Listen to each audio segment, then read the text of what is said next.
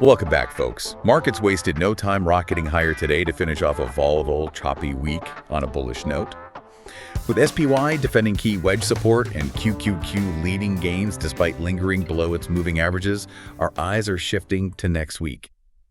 NVIDIA's big Q4 earnings drop after the close on Wednesday the 25th could spark some serious fireworks in tech, while Friday's Producer Price Index, PPI data, lands as the headline inflation read to gauge if that hotter core PCE we saw today is a one-off or something stickier. We're going to bring this all down and get into what we're seeing, but real quick before we do, if you're new here, welcome to today's stock market summary, and please note that none of this is buying or selling advice. We're just calling what we see happening in the charts as things develop. Yeah, it really was a textbook day for the bulls. I mean, specifically regarding where the buyers actually stepped in. Right, exactly. It was, technicals completely overruling the news. Which is wild because I think everyone was waiting for the floor to drop out this morning. Oh, absolutely. But the charts just painted a completely different picture. Yeah. They really did. The SPY opened right at the bottom of that rising wedge pattern we've been tracking, like we mentioned yesterday. And normally a rising wedge signals a potential breakdown, a crash warning. Right. So the fact that buyers stepped in right at that line shows serious conviction. And it wasn't just the SPY, though. No, not at all. If you looked at the Dow, the DIA, it did almost the exact same thing. Just gapped down to the support. Gapped down to its ascending triangle support and bounced immediately. Wow. Yeah, when you see that kind of synchronized defense at technical levels, it tells you the algorithms are programmed to defend those structural levels. Regardless of what the economic data actually says. Exactly. But we can't ignore the laggard here because the NASDAQ, the Qs, ended green, but they still feel a bit heavy. They are lagging. While the SPY is pushing up, the QQQ is still stuck below its 20 and 50-day moving averages. That's a divergence we definitely need to watch. For sure. The big test next week is whether the Qs can attack that swing high from Wednesday, February 11th. If the bears keep price below that level, then the tech rally is on borrowed time. And speaking of borrowed time, small caps.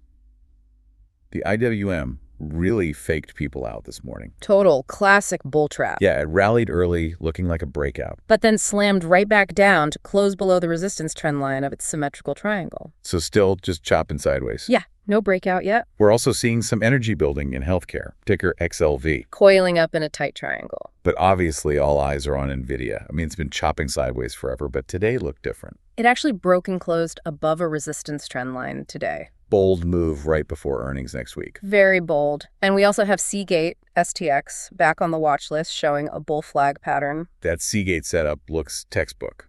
A sharp rise followed by consolidation. Right.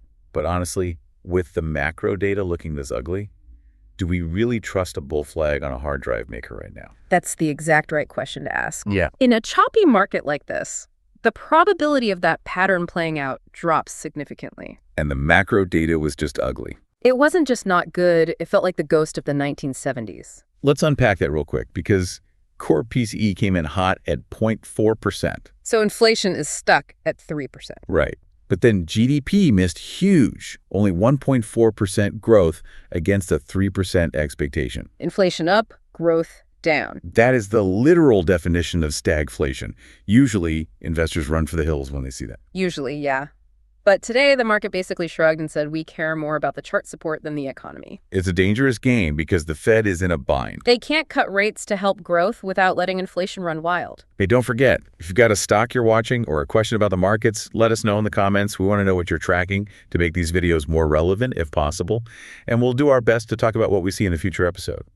And as always, drop a like if you appreciate these market summaries and click subscribe too so you can stay updated. Now, it is worth noting that while the stock market ignored the stagflation risk, the metals market definitely didn't. Oh yeah, the moves in gold and silver were massive. Massive is an understatement. Gold was up 2%. But silver went vertical. Up nearly 8%.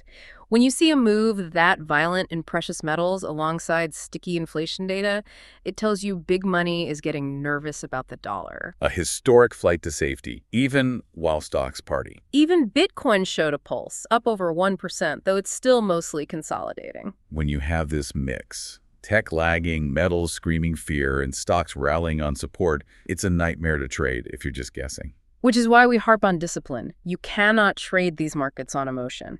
You need clear risk management and hard stops. Because if you don't have a system, this volatility will chew you up. And, nonchalantly speaking, there's more where that came from in our Grok Trade mentorship program. That's actually the core of the program. We don't just call out stocks. We provide structured coaching to help you build an edge. And we stand by it. We offer full support until you've recouped your investment. Absolutely. It's about survival first, then profit. Always. So looking ahead, we've got NVIDIA earnings and PPI next week. It's going to be another wild one. It will be. We'll be watching to see if small caps can finally squeeze. And if the QQQ can reclaim those moving averages. Definitely. Have a great weekend, stay safe, and tune in next week as we continue to cover the markets and the developments we've mentioned.